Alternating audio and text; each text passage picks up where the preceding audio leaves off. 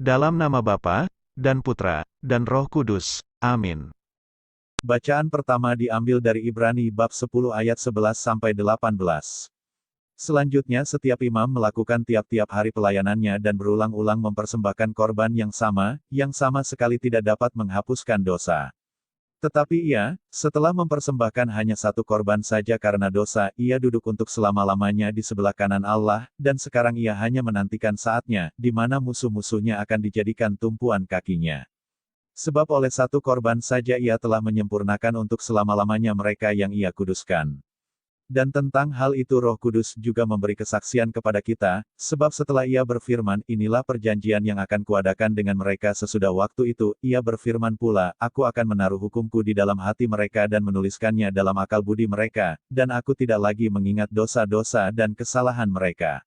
Jadi apabila untuk semuanya itu ada pengampunan, tidak perlu lagi dipersembahkan korban karena dosa.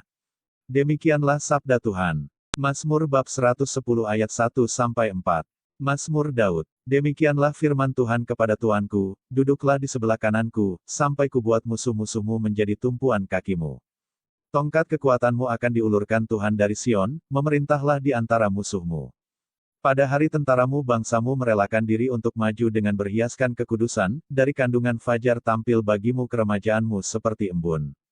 Tuhan telah bersumpah, dan ia tidak akan menyesal, engkau adalah imam untuk selama-lamanya, menurut Melkisedek. Demikianlah sabda Tuhan. Bacaan Injil, diambil dari Injil Markus bab 4 ayat 1-20. Pada suatu kali Yesus mulai pula mengajar di tepi danau.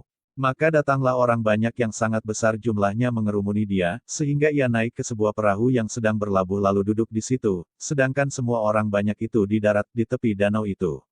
Dan ia mengajarkan banyak hal dalam perumpamaan kepada mereka. Dalam ajarannya itu ia berkata kepada mereka, dengarlah. Adalah seorang penabur keluar untuk menabur. Pada waktu ia menabur sebagian benih itu jatuh di pinggir jalan, lalu datanglah burung dan memakannya sampai habis. Sebagian jatuh di tanah yang berbatu-batu, yang tidak banyak tanahnya, lalu benih itu pun segera tumbuh, karena tanahnya tipis. Tetapi sesudah matahari terbit, layulah ia dan menjadi kering karena tidak berakar. Sebagian lagi jatuh di tengah semak duri, lalu makin besarlah semak itu dan menghimpitnya sampai mati, sehingga ia tidak berbuah. Dan sebagian jatuh di tanah yang baik, ia tumbuh dengan suburnya dan berbuah, hasilnya ada yang 30 kali lipat, ada yang 60 kali lipat, ada yang 100 kali lipat. Dan katanya, siapa mempunyai telinga untuk mendengar, hendaklah ia mendengar.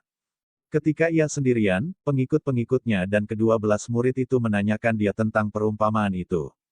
Jawabnya, kepadamu telah diberikan rahasia kerajaan Allah, tetapi kepada orang-orang luar segala sesuatu disampaikan dalam perumpamaan, supaya, sekalipun melihat, mereka tidak menanggap, sekalipun mendengar, mereka tidak mengerti, supaya mereka jangan berbalik dan mendapat ampun.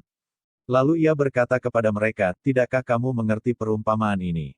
Kalau demikian bagaimana kamu dapat memahami semua perumpamaan yang lain? Penabur itu menaburkan firman. Orang-orang yang di pinggir jalan, tempat firman itu ditaburkan, ialah mereka yang mendengar firman, lalu datanglah iblis dan mengambil firman yang baru ditaburkan di dalam mereka. Demikian juga yang ditaburkan di tanah yang berbatu-batu, ialah orang-orang yang mendengar firman itu dan segera menerimanya dengan gembira, tetapi mereka tidak berakar dan tahan sebentar saja. Apabila kemudian datang penindasan atau penganiayaan karena firman itu, mereka segera murtad. Dan yang lain ialah yang ditaburkan di tengah semak duri, itulah yang mendengar firman itu, lalu kekhawatiran dunia ini dan tipu daya kekayaan dan keinginan-keinginan akan hal yang lain masuklah menghimpit firman itu sehingga tidak berbuah.